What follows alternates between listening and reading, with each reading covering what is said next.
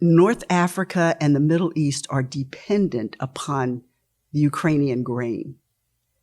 When the Russians blocked the Black Sea, there was no grain going to the Middle East or to Northern Africa. If negotiations had not improved so that that grain could be let go, then by October of this year, there will be no bread in Africa or Middle East.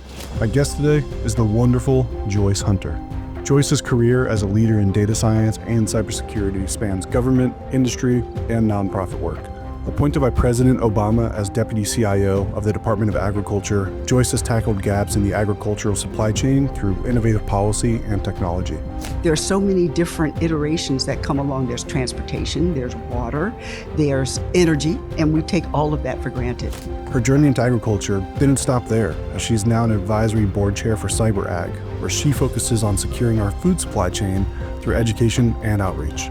She's also the founder of a data science camp, Inc., STEAM, a 10-year program that empowers the underserved youth in STEM.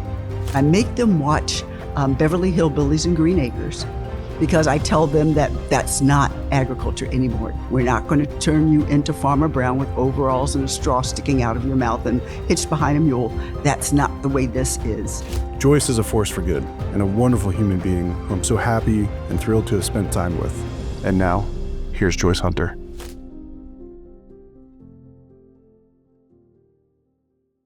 Joyce, welcome to the show. Thank you for coming on. Thank you very much for the invitation. Joyce Hunter, a woman of many credentials, I have found out in my preparation for our conversation. And one of the things we do in preparing to have guests on is we often ask, like, hey, send us over a bio or send us over some points and whatnot. And I loved that in all capital letters at the top of your line was family. Like the first thing you brought into the conversation was family. We're going to have a conversation that's going to range a lot of technical things. It's a podcast and a show that's very topical about national security and cybersecurity and all that sort of stuff. But it's really about the human beings involved. Mm-hmm. It's the watchers. It's meant to highlight the people who are in positions that protect society. Some in the very obvious things you think of, like we've had law enforcement and such. But some we really want to highlight who have had careers that you wouldn't otherwise have a whole lot of visibility into. I think it's super important that in bringing people like you to light, like you're human. These are human beings who have all the same desires and passions and loves in their life that everyone else does. They just happen to have had careers that are, looking out for each other. So I love that you start with family, because I'm very much the same way. Like people want to ask, when you meet people for the first time, they ask, like, what do you do? Or tell me about yourself. Like, I just want to burst from the seams of like, well, I've got 3 boys and I love them and it's everything. So you're clearly very family oriented. Yes. I also found out in our introduction, in our bit of pre-show talking, that you're an Eagles fan, which I'm going to forgive for the purposes of today. So the real first game is tonight. Well, yeah, we'll call it the real first game. It's the first one that means a whole lot to me as a Washington fan. I apologize, everybody. I'm a Washington fan of that sad football franchise that it's become. Hopefully it's on the rebound, but the NFL season has started. Yes. We're very excited. Yes. We're glad football's back. And your Eagles, unfortunately look very good again. So just hope they keep it up and go all the way through. We'll agree to disagree. But outside of family and outside of football, you have many credentials, many experiences. There's presidential appointments, there's executive directorships, there's founding and starting a summer camp. There's so many areas I want to explore with you. And when we talked about, things that you're interested in getting into, right away you went to your summer camp. And I want to put that front and center, because I think that is such a mission-oriented sort of focus that I would love to hear more about. Could you tell us about the summer camp? Absolutely. So it's called the Data Science Camp Incorporated, and I created it because of the President Obama executive order on open data in 2013. And when I went to the meeting at the White House, they were talking about the lack of qualified, certified, enabled data analysts, data scientists, and they were wondering, so how do they build that? How do they build the capacity?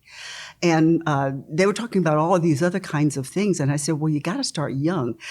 Once the kids get to college, they've pretty much made up their minds, Right. What they want. So, it's a little late to interject with here's a whole other career path. Here's data science, and well, what is that? And so I said, well, why not create a camp? And they said, yeah, well, and they talked all around it. And I said, okay, Sure. I'm going to go back to USDA. And I went up to the CIO at the time, who was Cheryl Cook. She is now the Chief Innovation Officer for the Department of Agriculture in the Commonwealth of Pennsylvania. And so she liked the idea. So we went down to Dr. Parham, who was the Deputy Secretary for Administration, pitched the idea. He said, absolutely. But I called it a STEM program. Dr. Parham corrected me and he said, well, if I'm going to sign off on this, it has to be STEAM. And I'm like, arts? No, I failed art in school. So he said, no, A is for agriculture. I said, wow, okay, cool. Science, technology, engineering, agriculture, and math. So I worked with Joel Gurin, who was associated with the Open Data Society. And then he put me in touch with New York University. And I worked with them on developing a curriculum. So this was July of 2013. So July of 2014 is when I opened the camp, and we had it right down in the bottom floor of USDA. So it being just after the summer of 2024, where we're recording, we just wrapped up our 10th year of the camp. Yes. So 400 students, over 400 students have come through my doors in 10 years. And some of them must now be out in the workforce. They sure are. I have 2 that are in PhD programs, Oh, one wow. that is in the John Deere R&D facility in Ames, Iowa. A couple have decided to go into public policy as majors in school. And a couple of them have actually come up through the ranks of the camp and are now facilitators or lead facilitators and continuing to work with the camp even after their freshman year in college. So there's going to be a theme to our conversation, which I think is rightfully captured by the title of the book you handed me where you're featured, which is Get Shit Done. Which, yes. First of all, I love the name of the book, and I love that you're featured in it. And just that first story of what I often see happen, ideas, talk around it. It takes someone to sort of break that cycle, be like, no, I'm going to go get this done. Yeah. Sounds like exactly what you did. Absolutely. Just do it. Just get it. If you have an idea, put it forward, see if it happens. If it fails, fine. You've learned a lesson, you move on. Is that something that is a theme in your life? Or, I mean, you're a person. Always.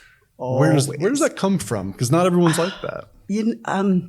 I would have to say it's probably well, I went to a great high school in Philadelphia. I'm a native of Philadelphia. I went to Overbrook High School, which is Wilt Chamberlain, Guy Buford, who was one of the first African-American astronauts, Wilt Chamberlain, Will Smith. Went to, Okay. and some great R&B they called The Sound of Philadelphia.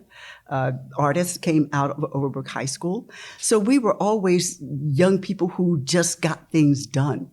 There was no such thing as sitting around. A lot of inspiration in the list of names you just Lots gave. of inspiration. I went to one of the best churches in Philadelphia. The pastor at that time, and still is the pastor today, but he always said, give nothing less than your best. So if you're going to do something, and Right. that when you're a young person, you don't want to hear your parents repeating that all the time. So whatever I did, it was nothing less than your best. Even, taking piano lessons. My mother was not a musician, but she knew if I played something wrong, and she would yell up from the basement or wherever she was in the house when she heard a wrong note, Joyce Michelle, nothing less than your best.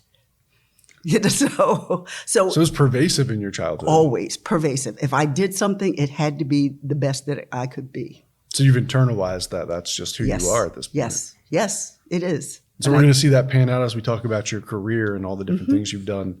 Yes, That's you will. in there everywhere. Every single place. I think I've been yelled at by every boss that I've ever worked for because I just get things done. If they're not around, I make the executive decision, and sometimes it works, sometimes. In fact, I would have to say 100% of the time, if I make a decision, it turns out for the best. I love that. The decisiveness of that is instructive, especially to up-and-coming leaders, especially like some of the people that I could probably speak to this a bit like myself, learning how to be decisive and be a leader and whatnot. There's a lot of hesitancy. There's a lot of, lack of self-assuredness that you kind of have to overcome to be someone who takes action. And I love that where, you took the bull by the horns and say, yeah, I got to get this done. Yes. That has been throughout my career. Yeah. Back to the camp. You talked about originally sort of titling it around STEM, and then you injected the A for agriculture. I really want to spend time on this today because we've had people on from, again, some of the sort of like obvious protector type environments or agencies. We've had someone from CISA on, we've had FBI, some of these agencies you think of at the forefront of like looking out for society. Agriculture and the Department of Agriculture, I think, is probably something that we take for granted in a big way in this country. We absolutely do. I mean, we think that, going down to the Acme or to the Giant or Safeway, you just assume the food's all there. The food's going to be there. But that's not necessarily the case, particularly if you're talking about securing the supply chain from the dirt to the table. There are so many different iterations that come along. There's transportation, there's water, there's, energy. So there's a lot of different things that have to happen in order for the food to get from the dirt to your table. And we take all of that for granted. We automatically assume that the food's going to be there. So what happens if it doesn't? Who does not like to eat? Raise your hand. Who doesn't like to eat? I've never met that person. Okay. So if you do like to eat, then we have to make sure that those avenues are protected in every way, shape, or form. There's a great quote I use all the time. I can't attribute it to anybody in particular, but I heard it once a long time ago and it stuck with me that society is only ever 3 meals away from total collapse. Think about it. Yeah. Think about it. I mean, how often do we get hangry? I'm getting a little hangry right now. So you have those iterations and studies say that human beings, the average human being, I don't know who's average, but the average human being can go 30 days without food. Okay. But the average human being can only go 3 days without water before your brain starts to atrophy and you start getting dementia. So think about this. If you don't have a secure water system, and I'm sure CISA talked about their increased emphasis on water and the things around water. If you don't have good water to feed the dirt that feeds the seeds that grows the agriculture, you're not going to have food. So again, I think people probably take that for granted. I'm certainly guilty of that myself. You definitely just assume I show up to the supermarket. And the food's going to be there. Suppose you're in Ukraine or Gaza or any place and your grocery store has just been blown up. What do you do? Right. Where's your food security? Think about this. And I didn't know this before the war in Ukraine. Ukraine supplies 1/3 of the breadbasket for the world.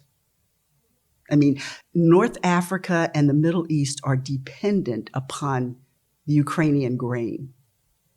When the Russians blocked the Black Sea, there was no grain going to the Middle East or to Northern Africa.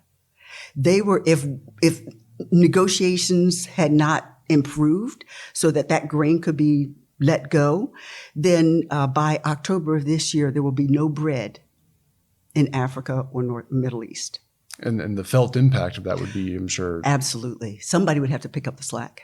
Is it us? Suffer massive loss of life. Yes, there will be severe famine.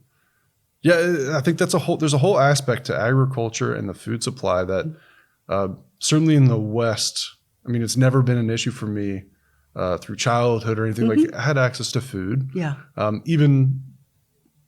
It's just always been something that's there. I've never really had to think hard about that. And the idea of suddenly not being sure of my next meal would be pretty difficult. And there's so many Americans that are not sure. That there's a lot of insecurity, food insecurity in the United States, particularly with the climate change and natural disasters. You have quite a few people who are college students, okay, who are just food insecure. They have enough money to pay for room, board, and tuition and not much else. Right. So they have to, eat ramen noodles and such to barely make it by. That's kind of the classic sort of thing. Yes. Yes. Yeah. I think it's something that we should spend some time talking about today. And it's not something I know many people are in. I don't know a lot of people that have experience in agriculture and that. So how does Joyce Hunter end up in agriculture? I'm an accidental tourist. Okay. I'm an accidental tourist Thought in you were IT passing by, altogether. decided to stay. Yeah, okay, sort of. All right. So I don't have a technical degree. My undergraduate is in sociology. I have an MBA in marketing. So how do I get from West Philadelphia to the Department of Agriculture? I walk through the doors that are open. My parents gave me a sense of stability and security to know that I can do anything. And so when the door is open, I walk through it. No imposter syndrome. I figured, okay, I'll get some good people around me that can tell me what I need to do, and off we go. So I accidentally got into information technology on the sales side. Worked for Lotus Development Corporation in its early years. Worked on Lotus Notes. Worked with major accounts like Marriott and Ernst & Young International to implement and execute on the directive from those organizations on putting Lotus Notes into place. And then fiddled around a little bit with the Beltway Bandits and hung out my own shingle. August of 2012, I got a call from the White House Office of Personnel. Would you like to come work for the administration? Well, first of all, I thought they were joking. And I told them so. My college roommate and my sorority sister, was big in Maryland politics. Okay. And so I thought it was her pulling a joke on me because I had admitted that I would like joke. I thought I had told her it wouldn't be cool to work for the Obama administration. And I thought she took that and kind of run with it and say, oh, let's play a goof on Joyce. Well, it was really the White House Office of Personnel. After I challenged them and they asked me to call them back, and I did, and they answered the phone, White House Office of Personnel, and I said, oh. And I went down, interviewed, and I said, I think I should go to HHS because I was really heavily into health IT at that point. And they said, that's not how this works. So they sent me around to a lot of different departments. Oh, wow. Okay. And they said, whoever likes you best, they'll put up their hand and say, we'll take her. Never imagined that it would be Department of Agriculture. I mean, West Philly, agriculture. West Philly, no. So man plans, God laughs. And so I went to work for Department of Agriculture. It was a brand new position, Deputy CIO for Policy and Planning.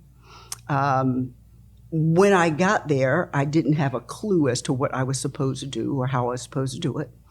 There was an administrative assistant there that was, you know what, I'm telling you, GS2s, 3s, 4s, 5s, they are worth their weight in gold. They are the ones who know everything that goes on in those federal agencies. And if you're pleasant and kind and realize the knowledge that they have, don't ever talk down to them. They can make your life heaven or hell.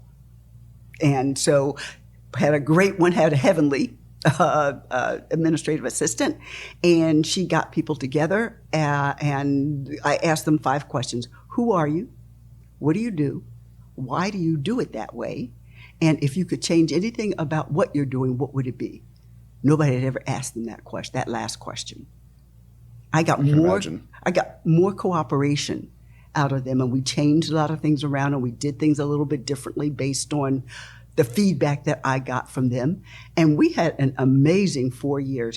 Those career folks worked their tails off, and they really believed in the mission of agriculture. Agriculture is made up of 27 agencies, offices, and mission areas. Oh, wow. 27, 100,000 people worldwide.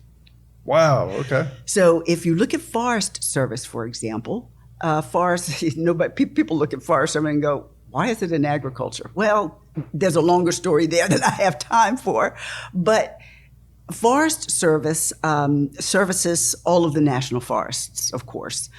And I'll tell people something so that you can tell the difference between Forest Service and Interior, or Agriculture and Interior. So for Agriculture and Forest Service, it's Smokey Bear. Smokey doesn't have a middle name of the, so it's not Smokey the Bear. It's just Smokey It's Bear. Smokey Bear. However, on Interior side, it's National Park Service.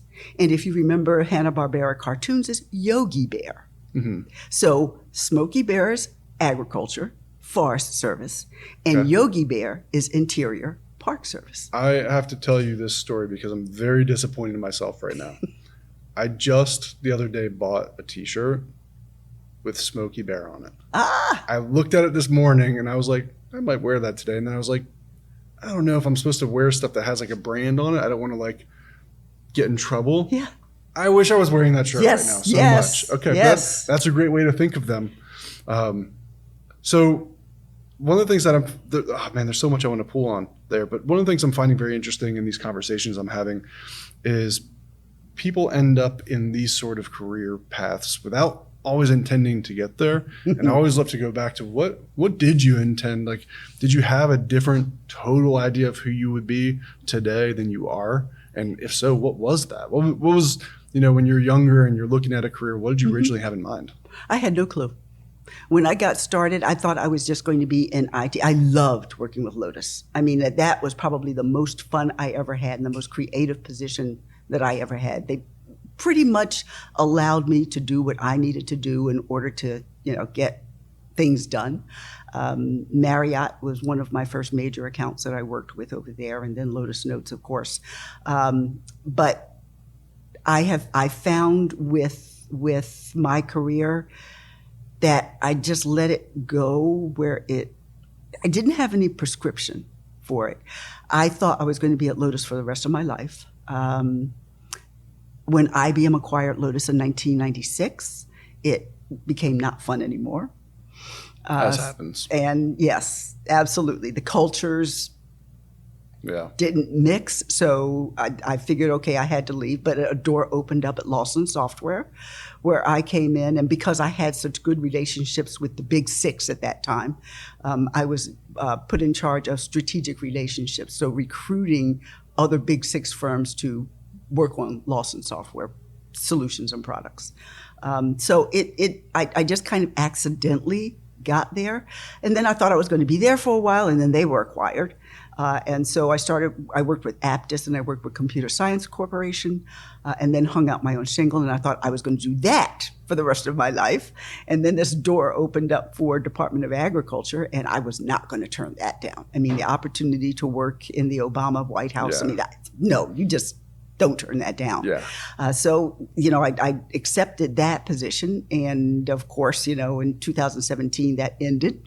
And so I hung out my shingle for a while and then got an offer for helping an organization rebuild itself during COVID. Which is not an unchallenging time. No, it was not. The company that I worked for, they had established themselves as a bespoke think tank organization that brought people together to talk about and solve and research some problems. And at that time, everything was shut down. I mean, nobody was meeting anybody face to face. So we had to turn the organization around and turn it into a virtual platform, which we did very, very successfully. And then, it grew, and it was time for me to move on. And so I did, and now I'm at Mission Critical, and basically doing the same thing, helping an organization rebuild and develop some really good research. We have an excellent researcher. He can find a gnat on an elephant. That's good research. Yeah. There's a leadership through line in that story that, one, I think people should hear, and one I kind of wish I had heard early on. I came out of high school with no idea what I wanted to do. And I looked around at my peers who I assumed all knew what they wanted to do. I knew a few, and they came across as very successful. There were these guys I went to high school with that knew they were like, we're going to be Army Rangers. That's what they wanted. It's what they always wanted. It's all they ever wanted. And they went out and they achieved it. And I always felt kind of like, well, I must not be as good because I just don't really know what I want to do. I did not want to end up in IT and security. My dad was an IT guy, and like, I'm going to be cooler than my dad, right? So you're going to try to break out of that. But I certainly didn't know what I wanted to do, and I thought less of myself, I think, because of that. I think it's really important for people to hear, like, you can be successful and go on. You don't have to have it all perfectly planned out. I did not. Right. Absolutely did not have it all planned out. My mother wanted me to be a music teacher because I played piano, classical piano, from the time I was 8 until the time I graduated from college. My dad was a lifetime, after World War II, he joined the civil service. And so he was a lifetime civil servant, 46 years. And so he wanted me to go work for the government for stability and everything. And he saw opportunities for African-American women being able to open up in the federal government space. And because that's what they wanted me to do, I didn't want any parts of either one. Of course. So I charted my own path. Use the term accidental. And as I was thinking, as you were saying that,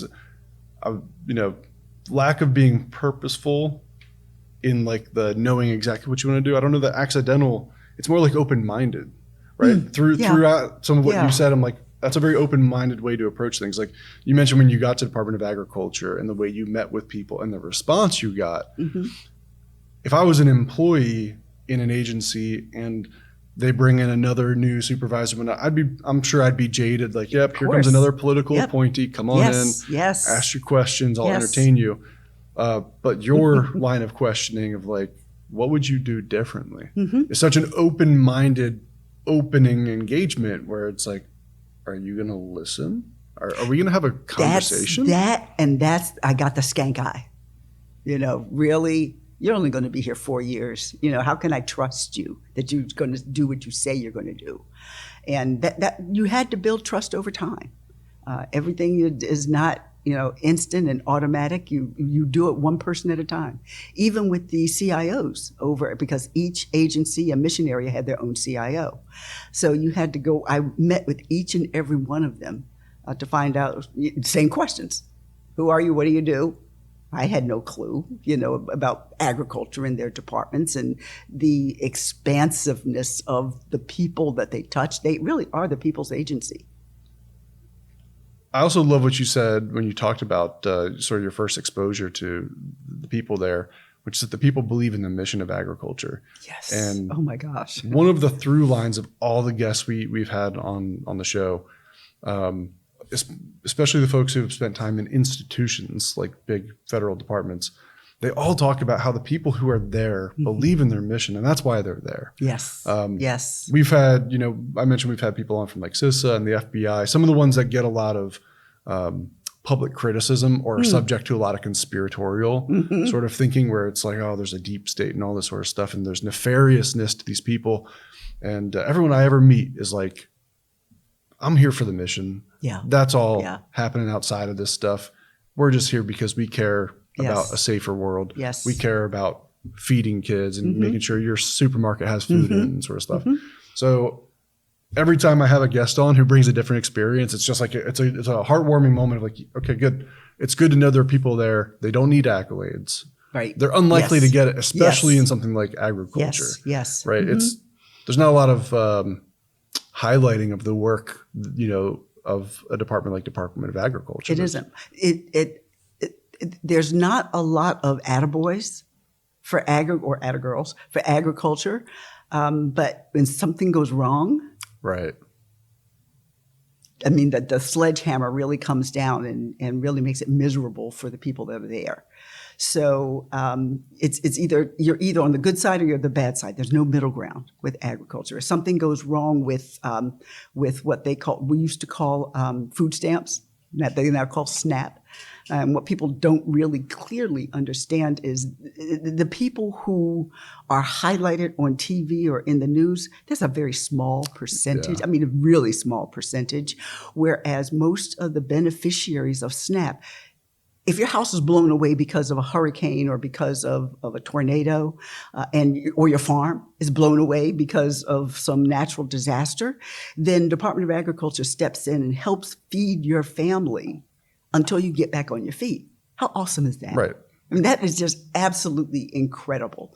The Department of Agriculture goes into food processing plants or chicken processing plants like Purdue and other places, and makes the determination that they're healthy, and that they're doing all of the things that are necessary so that we can have good meat in the grocery store when we have them. Right. Again, another mission that I think is so taken for granted: food safety. You're so used to that now that you can trust what you're buying. Absolutely. For the most part. Always there's stuff that happens and gets through. Mm-hmm. But it's people that you don't really think about. That's true. That are doing the groundwork, which I'm sure is not easy work to do. No, it's not. It is not. If I would encourage anybody, if you have an opportunity to take a tour of a chicken processing plant, do it. You'll be amazed. I imagine it takes resilient people in that institution. Yes, it right? does. Because everyone must know there's not going to be a lot of accolades handed out. Certainly not big political accolades. No. You find out when you go there, these chicken processing plants, and there are several in southern Maryland and southern Virginia, that there are generations of people who have worked there. 3 and 4 generations of people who have worked in that plant. It's just amazing, the loyalty and I guess the dedication to the mission of being able to process safe food for the American public.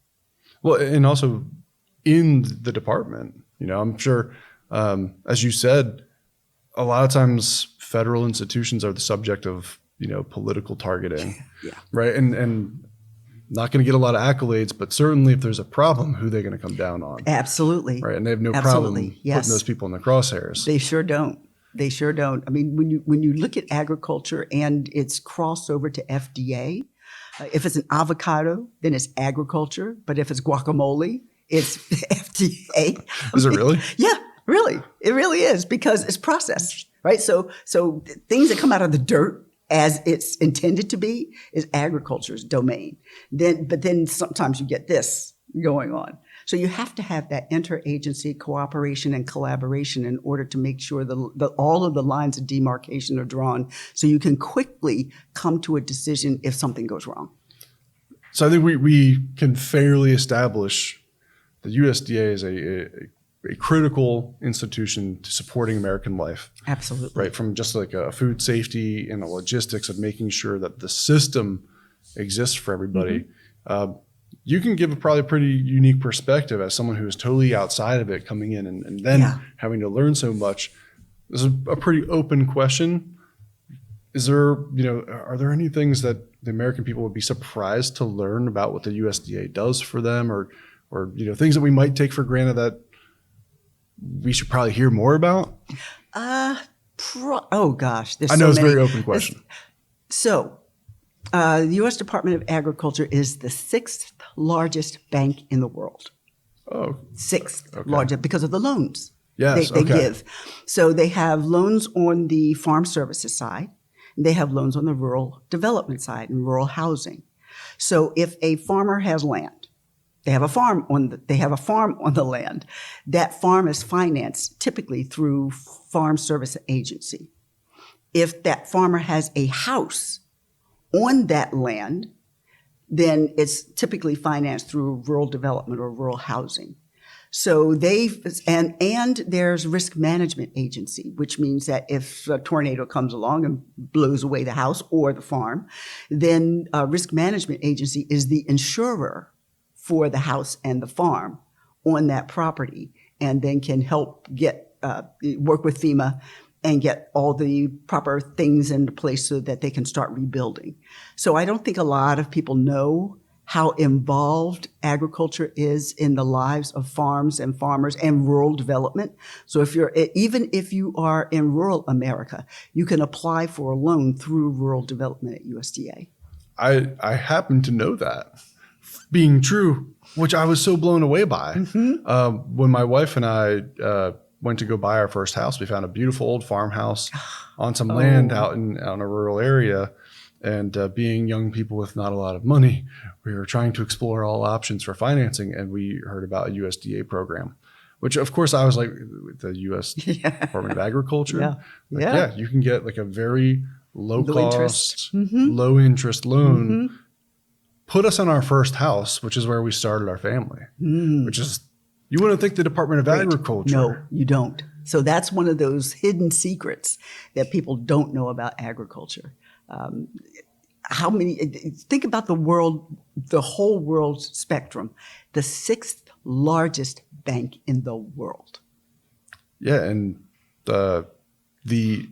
as you said, like, people would be surprised by how much the USDA is involved in the lives in the system. Absolutely. It's very easy to think sort of tactically about, the Department of Agriculture, making sure the things that come out of the dirt get where they need to go and are safe and whatnot.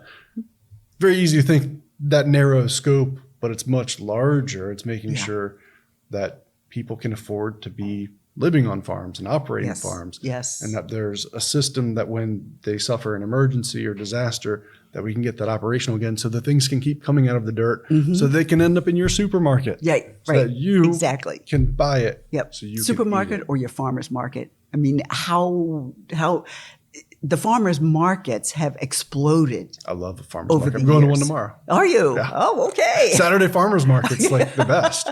Well, USDA has one.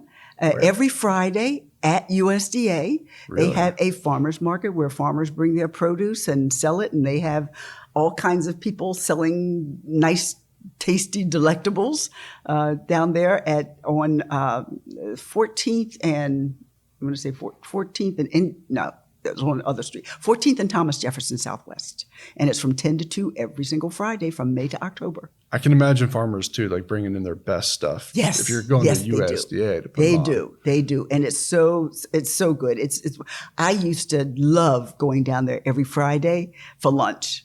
And just having lunch. I bet there's some phenomenal. Well, DC is a world-class city, which it doesn't get its credit for. Philadelphia is a pretty nice city too. It is. Cheesesteaks.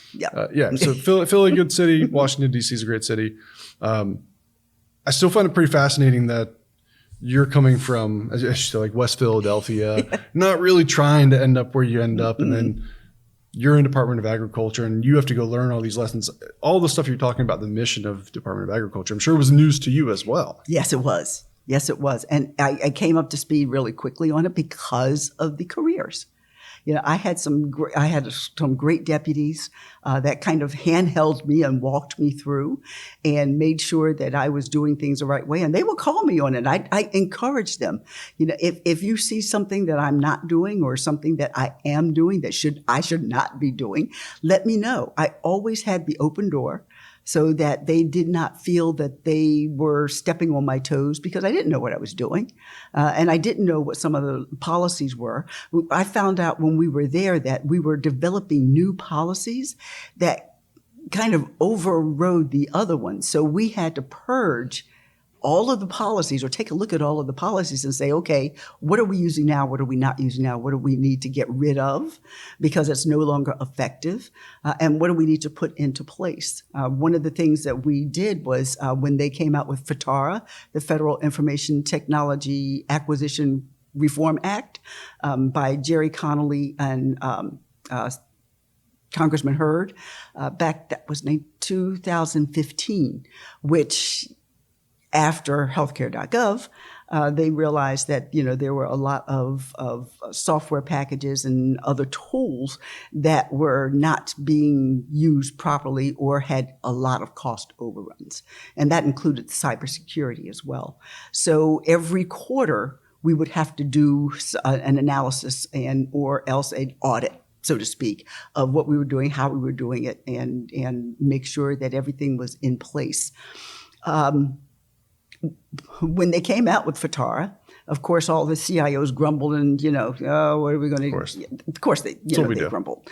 So what I did was, coming from my old proposal days from CSC and Aptus, I said, well, let's do a welcome party. They kind of looked at me and said, welcome party. I said, yeah, a kickoff party, balloons and candy and all of that. And I said, don't worry about it. I'll take care of it. So I went out and I got candy and balloons and streamers and had music and everything and invited the deputy secretary and the other CIOs. And it turned out to be a great success. I mean, they came, they had food, they had, a way of understanding what Fatara was, and we weren't trying to get in their business. We weren't trying to, we were trying to make the agency more efficient. And so we were the very first agency to submit our report. Why did you think that was important to, sort of set the stage that proper? Community. Getting everybody on the same page at the same time so they all heard the same information at once. I didn't want any of this. Well, did you hear, the telephone line? Yeah. By the time it gets to the end, it's not at all what you originally intended it to be. And so that's why I did it. And I wanted it to be a fun atmosphere.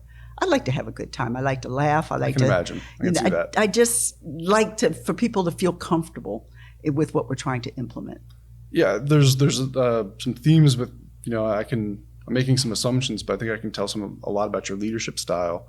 Because again, you said something that I think is very refreshing to hear people say, which is that you were appointed to a position of leadership. Mm-hmm. You were aware enough to know you didn't know everything, mm-hmm. but you also knew you didn't have to pretend otherwise. Right. No, absolutely not. Rely on the people that are around you. They've been there long enough, longer than I have. So they know the potholes. They know the summits and the peaks. And it's best to rely on them to make sure that you have more peaks than valleys. There's a lot of leadership lessons I think we're pulling out here. A lot that I'm going to have to internalize a little bit. I want to come back to the USDA and its mission and a role of a CIO. Mm-hmm. The USDA does not present as like a technical organization. And I think you said you're the first, or it was a new role as Deputy CIO for policy and planning. Yes. What, as you said, you weren't entirely sure what it was meant to be when you got there. What did it end up becoming? What is the role of that Deputy CIO for policy and planning at USDA? Well, a lot of it is taking a look at the overall portfolio of USDA. And, after healthcare.gov, they wanted to make sure that there was enough efficacy for all of the agencies. And that meant that the agencies, we had what we call portfolio stat, which means each agency, their CFO, their CISO, their CIO, their administrator came in and did a song and dance on all of their applications and their IT portfolio. And, where were they on their budget? Why were they overrun? Let's talk about their cybersecurity, what they were doing about it. And so that was very critical because nobody else had time to do it.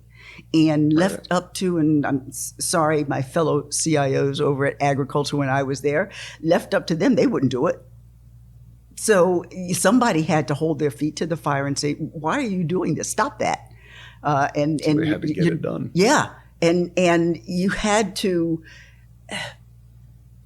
one thing is that we found out that each department was paying different prices for software.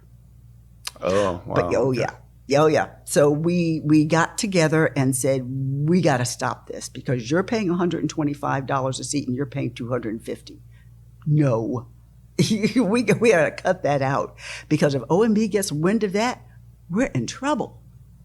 So we all got together. Cheryl Cook had started a CIO council before I got there. And then we used that CIO council to get a lot of our ideas through and get agreement and collaboration from them. One of the people that I worked with over at USDA, he had a term and he called collaboration of the willing. And that's 27. Okay, you have 27 steps. There's a lot of cats in the kennel. Yeah. Everybody has their own agenda. A lot of personalities, egos to account for. Oh my gosh, yes, absolutely. So you get the few that you can. You start moving out, the train starts moving, and as people start seeing some success and start seeing the vision and start seeing oh yeah, well, this does kind of make sense and it's not going to be a hardship on me, then they'll start, trying to catch up with the train and jump on. You're not going to get everybody, and that's okay. Don't feel bad. You just, you get who you can and you move forward. You mentioned you said after healthcare.gov, and I'm hearing that as in the aftermath of what was largely seen as a disaster. Is that how it was sort of communicated? Like, this is all happening because we can't afford another episode like that. Oh my gosh, yes. And at that time, OMB was on the hunt for the next one. So who's going to, and USDA was just too large to fail like that. And so we put all of the measures in place, and there was a lot of weeping and gnashing of teeth. Especially when we start having the agencies and mission areas come forward and tell us what they were doing, and then making a presentation to what we call the E-Council, which was the Executive Council. We had once a month where a lot of the agencies who were kind of teeter-tottering would come forward, and the Deputy Secretary and all of her direct reports, so to speak, the administrators would come forward, all the business units basically, and demystify all of the IT jargon so that they could understand what each department was doing. Was there, to your knowledge, was there pressure from the highest echelons of the administration? Yes. Because for the president's management agenda, USDA was not graded favorably. And the word came down, fix it. Don't let me go into, the deputy CIO said, don't let me go into another PMA and have to explain why our grade is what it is. So you did 4 years there? Yes. Did you see a major difference from when you got there to when you left? Absolutely. We put into place a governance, an overall governance system, platform. We put into place FATARA. We started out on enterprise architecture right at that time, it was not registering on the Richter scale at all. So we had to, start somewhere. So I got rid of the contractors and hired, promoted some people within USDA and from the business units. It was not popular at all, but it had to get done because I think that from that perspective, we were looking at it as an IT solution, and it wasn't. It was a business solution. There's that theme again. Decisive, Yeah. unafraid to there's fallout when you make decisions. There you is. make hard decisions. There's fallout. Mm-hmm. The way you tell it, it's like you came to acceptance early on. Like, yep, there's gonna be fallout, but this is how it has to get done. I listen to everybody. I listen to everybody's perspective and then make a decision based on the information that I have been given. And clearly have the confidence to stand by it. Yes. Oh yeah. Yeah. Sometimes I was popular. Which is Sometimes I admirable. wasn't. But that comes from being an only child. I'm an only child, and you don't much care about what other people think because you're a standalone kind of person. You don't have anybody else to fall back on, so you just get it done. It is interesting how things like your professional life, far removed from your childhood, can be so impacted by your childhood. Like, I've found it kind of fascinating when we talked about sort of how you end up where you are, that you go back to, I went to a good high school, which is like, that's so far removed, you would think, from your life today. But high it school was a isn't. while ago, right? And that gets me sort of introspective, thinking of like, I wonder how much of my high school experience and the people I was around and the little things that were said to me, like your pastor repeating what he nothing repeated. less than your best. Right. That is now so internalized. I wonder what I've internalized and that sort of experience and why that's sort of panned out. It's these little butterfly wings in the early days, which again, you recognize, and you go back to the summer camp, recognizing by the time these kids get to college, it's too late to redirect them. Absolutely. But if we get to them early with it. And if we're going to have the numbers that we need, what's the number for cybersecurity professionals? Is it some crazy number like 500,000 worldwide? It's ridiculous. Yeah. So you're not going to start in freshman year of college. They've got enough to think of. freshman year of college, except for my grandson who just started Hampton University a couple of weeks ago. He got introduced, well, of course, he got introduced to it early in life, but he has already decided he's going to major in computer science with the cybersecurity minor. Well, and worldviews, I think, are shaped by that time too. And go back to the fact that you guys introduced agriculture as a element of it. Introduce early on that appreciation for what it takes for that food to end up on your plate. Yeah, I'm sure it just forms their worldview in a way that they're thinking about that, or they might not otherwise. Well, these are urban kids when they come into my camp, and so they're the first day. They don't want to be there. This is summer. Right. Are you kidding me? My mom made me come, and they'll tell me, "Why are you here?" My mom made me come, and that's okay. Good, great, and by the end of the camp, they are so into it because they understand, and I make them watch Beverly Hillbillies and Green Acres, because I tell them that that's not agriculture anymore. It's no longer Beverly Hillbillies and Green Acres. We're not going to turn you into Farmer Brown with overalls and a straw sticking out of your mouth and hitched behind a mule. That's not the way this is. We talk about drones. We talk about all the cool stuff. The innovation that's happening, and that can happen. Yes. And we get them really involved. Two of the young people who came to the camp a couple of years ago want to be veterinarians. And I have connections down at Tuskegee University, and so I'm working with them to try to make sure that they have all that they need to have, including SAT scores, getting them tutoring or whatever they need in order to take the exam and successfully matriculate to an agricultural college. I love that mission. I think it's super cool. Sometimes I've been guilty of thinking. I grew up in the DC area where everyone's like super important. You kind of get this idea like you're at the center of the world in DC, but you get this sort of idea of needing to make an impact, and it has to be this big impact. And there's some quote around it. I certainly couldn't quote it, but there's something about like the world changes in these little bits, and to make young kids excited about the innovation of agriculture and change their perspective that this isn't, a bunch of people out in overalls. There's an industrial capacity. There's stuff like drones, which I recently was talking to somebody about. I met somebody on an airplane who was involved in big agriculture, and we got talking. I'm cybersecurity and IT, they're agriculture, and I didn't realize how much our paths cross. And Absolutely. They're telling me about drones and autonomous machines out in the fields and all this stuff. And I was thinking, okay, that sounds kind of interesting. I kind of want to get involved in that. Making kids excited about that means some of those kids are going to go on to pursue careers here. Yes. And even if they don't go into agriculture, there are data science. I don't care where you go, data is going to be a big part of your life, period. That's just the fact of where we are in this point in time. And so you find that a lot of young people who are getting into agriculture, they get their lens expanded on what they can do. Not what they can't do, or put into this little narrow, vision of what like doctor, lawyer, Indian chief. No. You can be an agronomist. You could be an entomologist. You can be, you could be anything you want in agriculture, and you could be in cybersecurity. I don't think people realize the innovations of agriculture.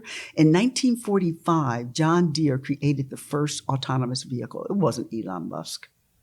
1945, to address the number of farmers who were away, and their whoever was left had to farm, and so they created an autonomous tractor. 1945. Interesting. John Deere, legacy of self-driving tractors, I guess. Yes. And now John Deere has an agreement with SpaceX.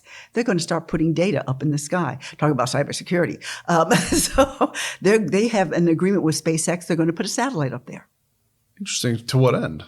For farmer data. For like equipment to communicate back home to like John Deere? Yes. And to USDA for their quarterly reports, and to Chicago Board of Trades for their grain and soybean and corn numbers. So that's all very exciting, but there's a downside, or there's a potential downside to bring a lot of like innovation in IT and all this stuff into a key aspect of life. I think it's a necessary thing. But I'm sure in your role that, what you saw at USDA, there are threats to that IT infrastructure as there are threats to all IT infrastructure. Yes, absolutely. What kind of threats does our food system face? Well, the interconnectivity of everything. Everything is OT, IT, IoT. And so when you get into things talking to each other, anybody could get in there, and not wanting to give anybody any ideas, but anybody could get in and disrupt what's going on. They could change the composition of the water that goes into the ground, and all the crops die. They could change the numbers when you're reporting to the Chicago Board of Trade. And, people could lose their entire life savings because of investments that they have made in the feedstock area. So yes, there's a lot of hesitancy, particularly on the part of farmers. So who's going to own the data? Who's going to upload the data? And also, we still have not solved the broadband problem in rural America. No, we haven't. We have not. And that's another one I've lived that experience. Yeah, that beautiful farmhouse we had. Here's Andy here decided to start an IT high-speed cybersecurity company. I didn't have internet at my house. I had to get a 4G cell thing, and we were like right off of a main road. And I called all around. All the providers quoted me tens of thousands of dollars to trench out to my house. And there's a solution coming along that's going to fix that. I certainly hope so. But broadband out to we had a guest on the podcast recently, and we were talking about a different topic, but we were talking about haves and have-nots, and how societal haves and have-nots. There's a divide. There is. COVID brought what was, I think, already coming, which was a big shift to work from home for those who can. And I'm someone who has the luxury, and it is a luxury, let me tell you, to work from home. I'm way more part of my home life and raising my family than I was when I had to go away for 5 days a week. Yeah. A lot of careers and jobs still demand that. And there's something of like a have and have not disconnect happening there. There's also all the increased reliance on technology and the internet. There's AI and all these emerging technologies, which you have to be connected to use to gain the advantage those things bring. Again, the haves can start getting ahead, the have-nots. Absolutely. And rural America is the sort of backbone of everything. When you think about it, we go back to that quote, 3 meals away from total collapse. Yeah. We can't leave rural America behind. No, and have what we still have. Absolutely not. Because a lot of what we show to the world is our inclusiveness, but it's not necessarily reality. When we talk about the haves and the have-nots, there's a great book out by Nicole Turner-Lee, and she is a fellow at Brookings. She has a brand new book, hot off the presses like last week, called The Digitally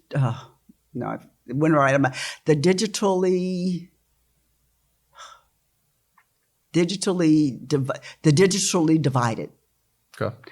It's a great, wonderful book. Just look up Nicole Turner-Lee on Brookings. We'll put it in our show notes for the video. She talks about how the gap, the chasm is becoming wider.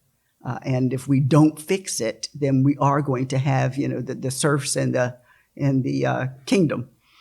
And we're not going to get far with that. And that's where, unfortunately, some of our nefarious others are exceeding, because they're paying for, universal collaboration throughout their entire enterprise, and we don't. Yeah, and that kind of all ties back to taking it for granted. Yes. Right. Yes, it's one of those things, once you lose it, yes, you'll realize it. Yes. Yes. Yeah. And I think agriculture is desperately trying to fill that gap.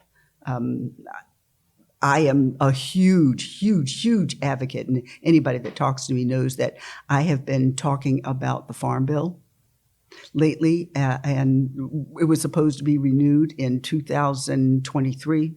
It's not going to get renewed this year either. They're going to put another stopgap in to keep it going, but they need a completely new title, Title 13. There's 12 titles in the Farm Bill.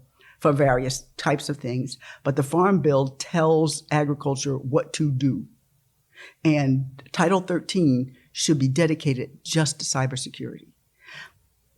I have been told, there's no more money going to be allocated to the Farm Bill.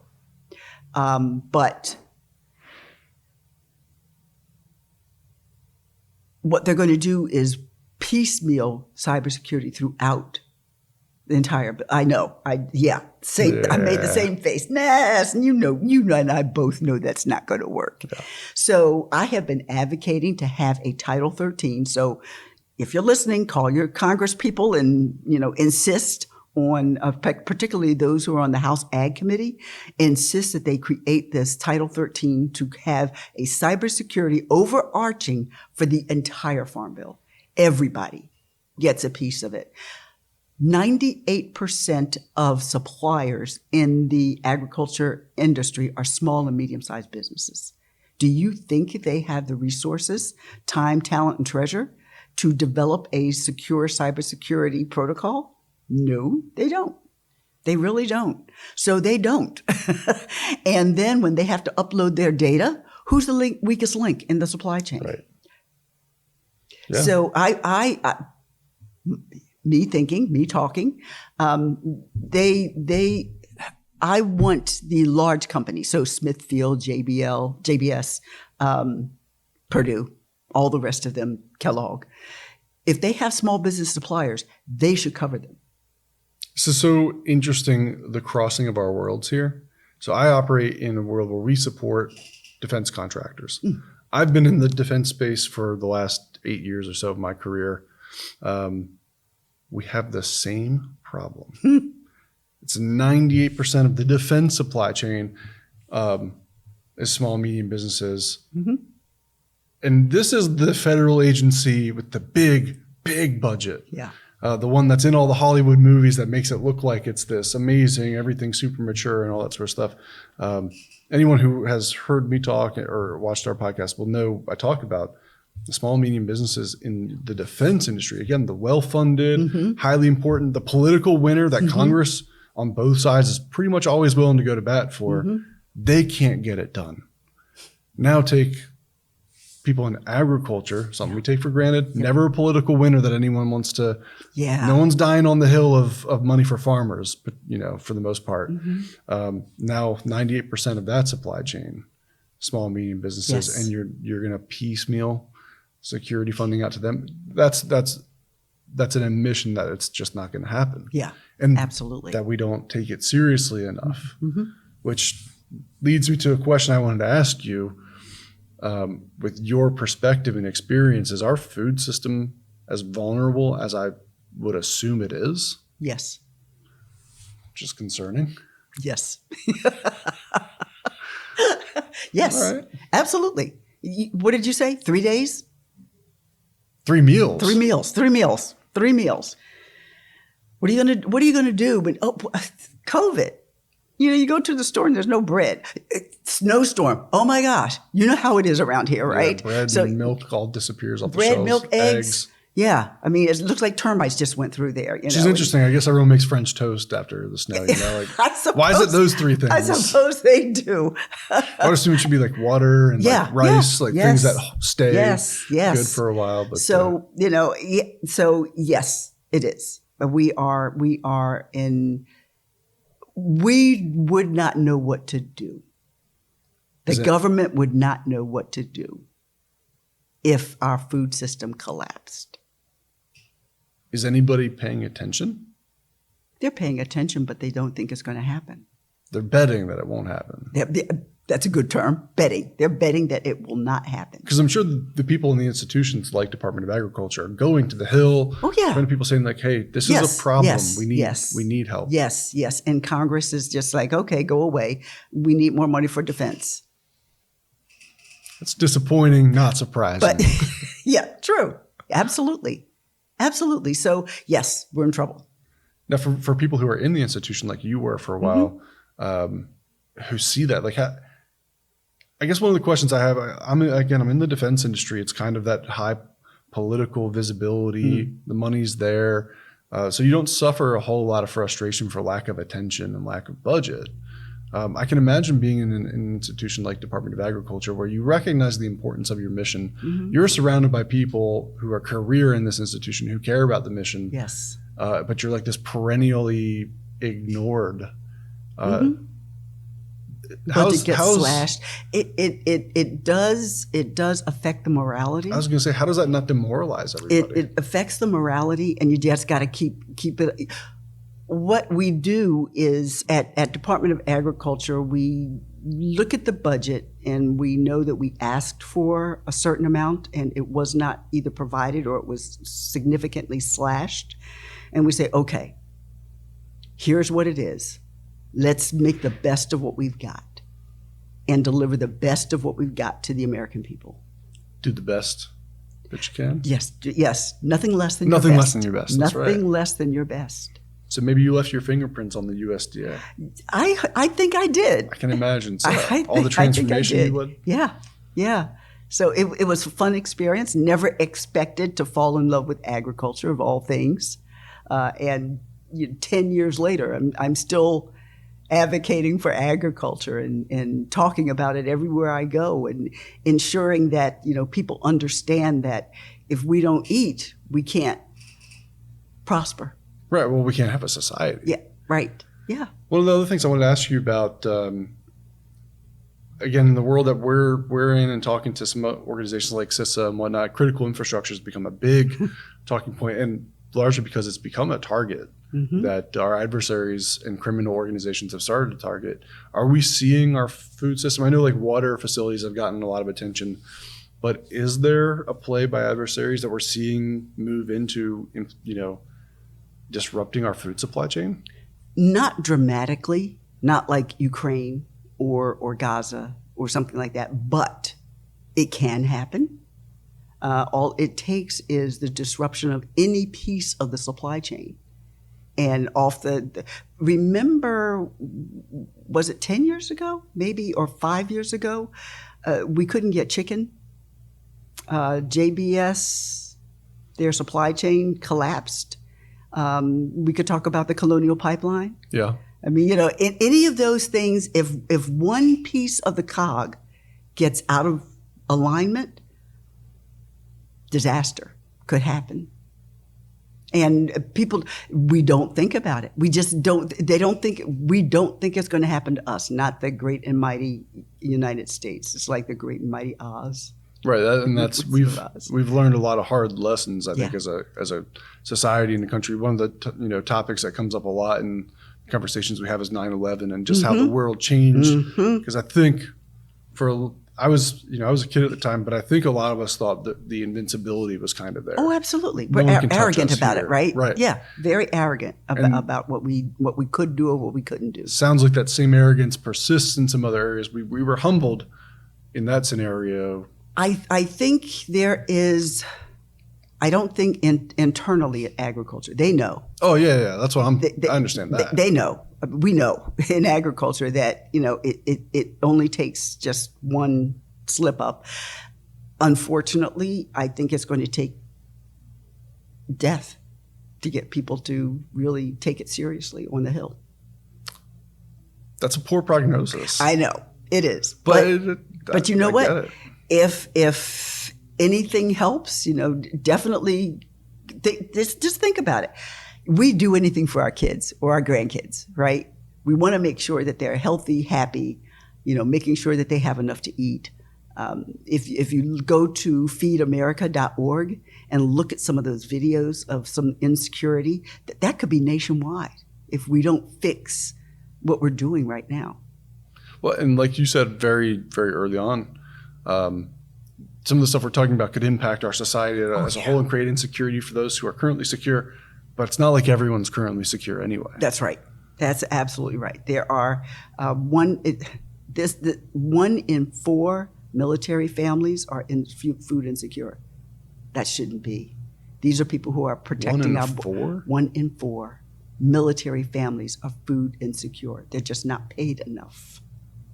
That's disappointing. Yeah. Like so many things seem to be. But forums like this help us understand what they are so we can go fix it. Yeah. There is nothing more powerful than going to your elected officials.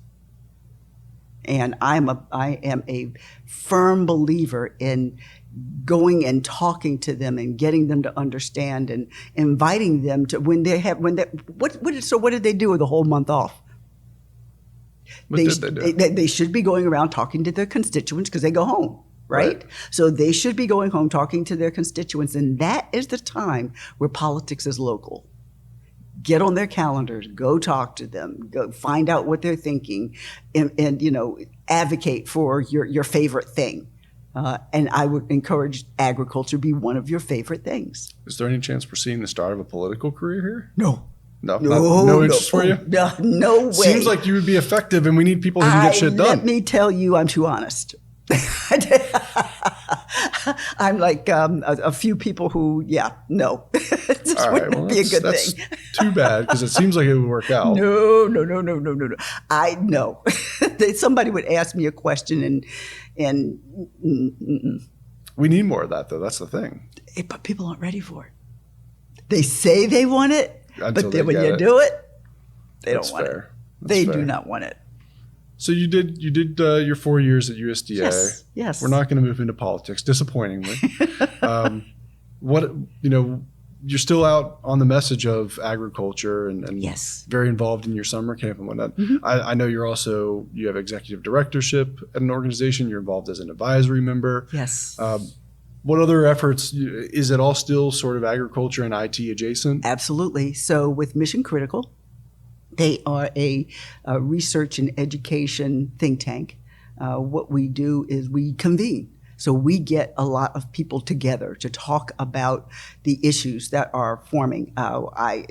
In June, I solicited the House Agriculture Subcommittee and all of their staffers, because those are the ones who do the work.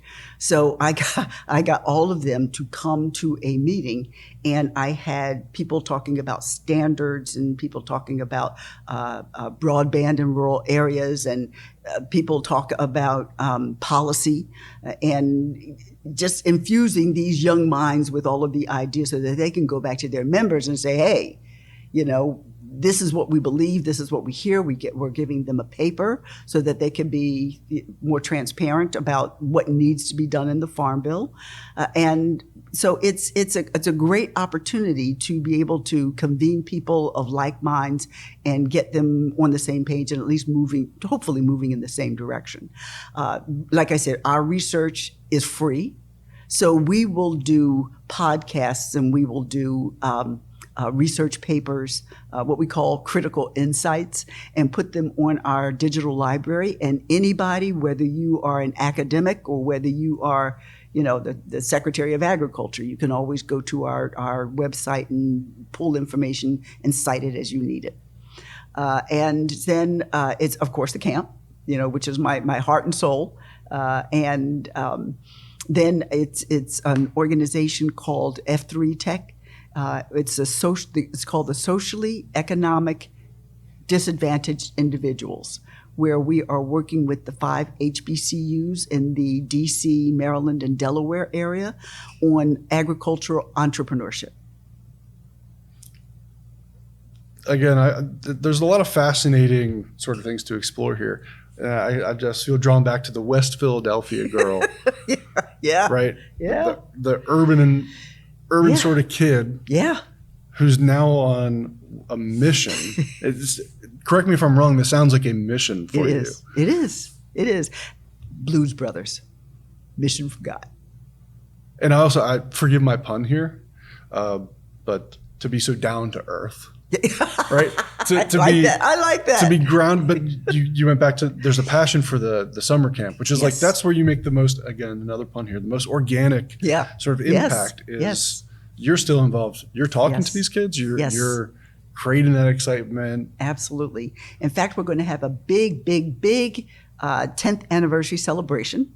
I've been allowed to do the celebration at USDA where it all started. So please, if you want to come, and the kids are going to have their projects. I'm going to have some of the young people teams actually do their presentations that they did at the end of the camp. And they're bringing their models to the Witten building at USDA on the 20th of September. And before that, we're going to give tours of the USDA urban garden. And then they're going to get a tour of the Witten building, which is the only federal building on, Museum Row. Only one. Tell me more about the partnership with the HBCUs and inviting entrepreneurs to the space. Because again, I'm in the tech world, and it's like all the money and interest in AI and the tech world and Silicon Valley and startup culture seems to be where a lot of colleges are directing their talent and whatnot. Absolutely. Again, you're creating visibility where I think there wouldn't otherwise be, where you can have an exciting, innovative, entrepreneurial career in something that feels so stodgy. Right. Yeah. Yes. So not open to that. Yes. The whole purpose is to increase capacity in agriculture and getting young people involved, because the number of people who are innovators in agriculture has significantly declined over the last 50 years. So Department of Commerce, through the Minority Business Development Agency, gave grants out to organizations to build that capacity, to go to these HBCUs and offer them money to help, not directly to the students, but to help them with financing, to give them lab time. We give them 80 hours of lab time so they can go improve out their idea. We give them, put them in pitch challenges so that they can get some additional money to fund them. If they don't fit into a particular program, we work with a small business agency on finding some funding for them so that they can continue. So it's a 4-year program through MBDA, and it, targets these organizations for initial ideas all the way through late stage ideas in order and commercialize them. So it's a program that they get into, and within 9 to 12 months, they are able to either sell their company, work with have it acquired, or else go out on their own. It's very thorough. Yeah, very thorough. And it's fast. 9 to 12 That's months. A lot to happen. We can guarantee them that they will be able to commercialize their business. Is there an aspect to that as well that's grounded in bringing a more diverse group of people into agriculture where it might otherwise not be? Absolutely. Again, going back to what I said to the young people when they come to the camp, it's not Beverly Hillbillies and Green Acres. We need a lot of help. We need help, and there are all kinds of bugs now. I mean, entomologists. We need solutions on how to detect them, how to get rid of them safely without harmful drugs. We need to figure out how to harvest that information. What kind of collaboration do we have with other countries like Africa? How can we, get people from other countries to look at what some of our young people are doing? Having our young people actually get up and do presentations. Do you know that some people just don't have the ability to stand up and talk to other folks? So, having these networking ideas, because every team needs a marketing person. So, so you're the brains behind the IT. Great. Wonderful. So how are you going to get out there? Right. So you need to form these integrated teams, and that's part of what we teach them.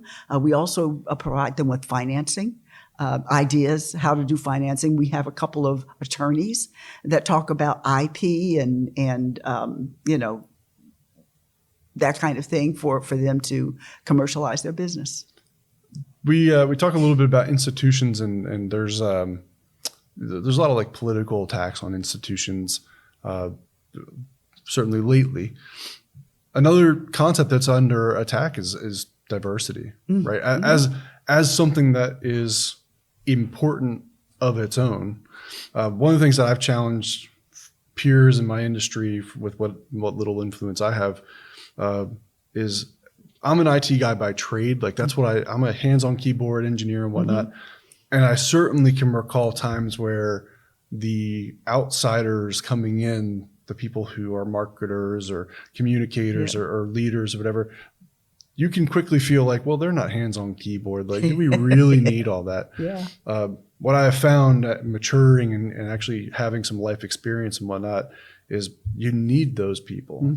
You need different perspectives. the USDA probably needed somebody from West Philadelphia who's not institutionalized in the USDA to come in and ask questions that weren't being asked. And why are you doing it this way? Right. You know? And what have you been wanting to do differently that others haven't been able to do? Yes. And I think it's such an important thing to, there's a lot of societal benefit too, where, you know, taking people that are historically disadvantaged and giving them opportunity to be entrepreneurs and whatnot also has a big net benefit. But how about inviting people to come into a space that needs innovation? Giving them the tools to be innovative, inviting them somewhere they would, you know, they might not feel they have a place to be or might not have known was an option to them. That's unfortunately a lot of people are targeting those sort of initiatives for political purposes right now. The road less traveled. Right. We have to do that because mission critical focuses on the people-centric piece.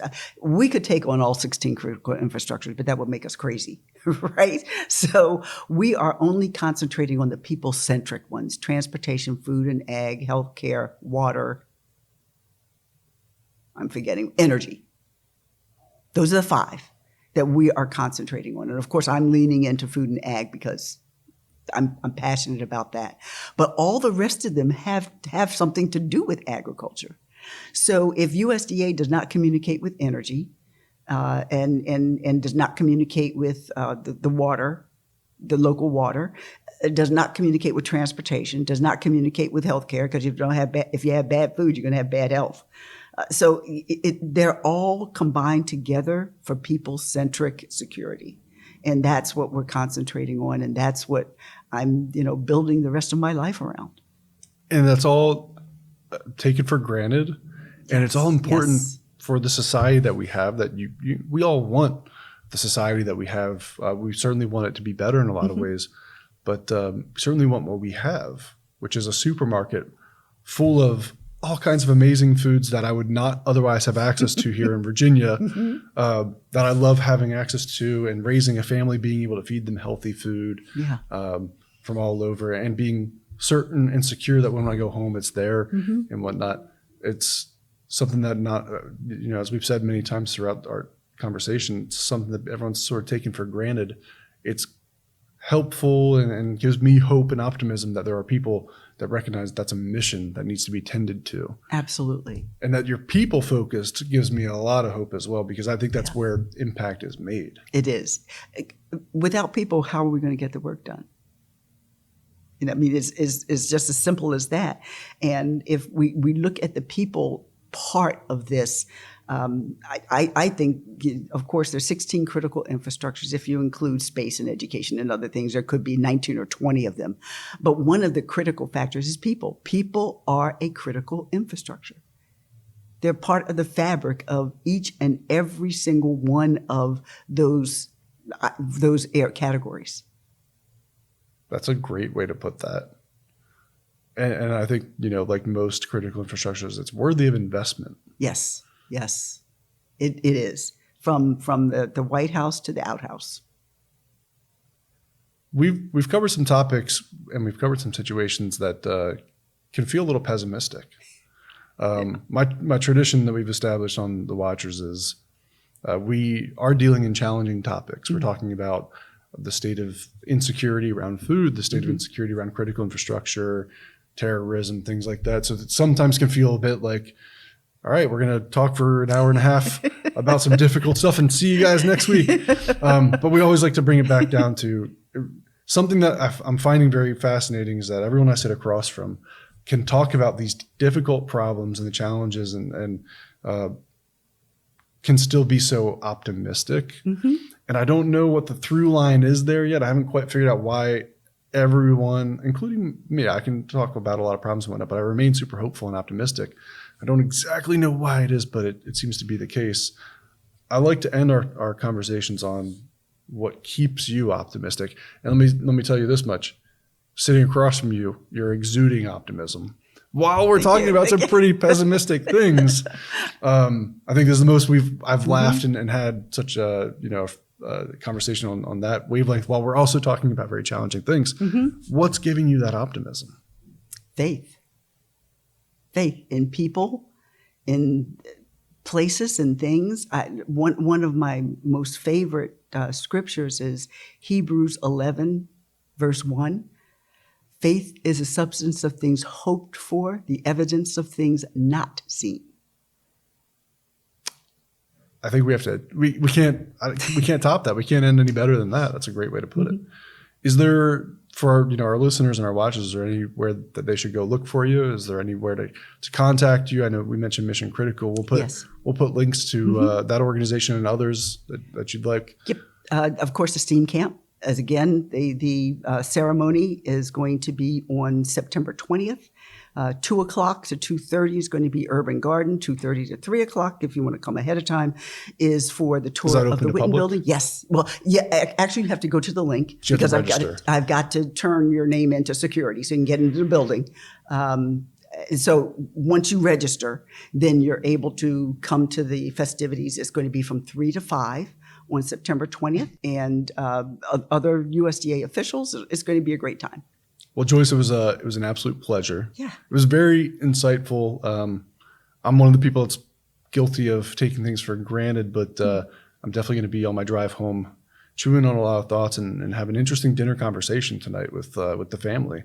And, I think maybe create a little more at-home awareness around this sort of stuff. Might even give an elected official or two a call or a nice email. Please do. Absolutely. Well, thank you again so much. We need to eat. I need to eat soon, too. It's a pleasure. Thank you very much. Thank you very much. I enjoyed it. It was a lot of fun. Thanks for joining us on this episode of The Watchers. For more great content, be sure to like, subscribe, and check out our channel. We'll see you on the next one.